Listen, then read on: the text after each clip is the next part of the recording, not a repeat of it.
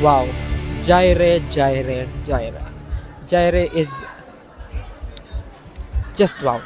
Meron na siyang inborn talent and kailangan lang man-utilize ng tama yung skill niya kasi yes, he can do high notes but dapat magamit siya sa tamang paraan.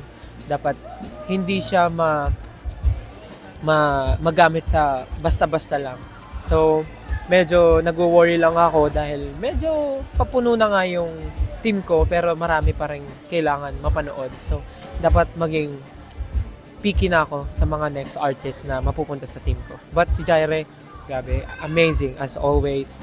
Nafe-feel ko pag lagi ako nakaupo dito, lagi ako nagugulat sa mga napapakinggan ko. Grabe talaga, sobrang amazing.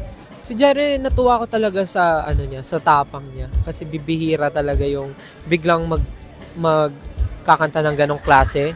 Tapos medyo, alam mo yun, sobrang ibang klase yung tapang niya. Natutuwa ako sa kanya and yung clarity and yung power ng boses niya, kayang-kaya niya eh. Dapat magabayan lang siya ng tama. Jaire, thank you so much and I'm very excited to work with you.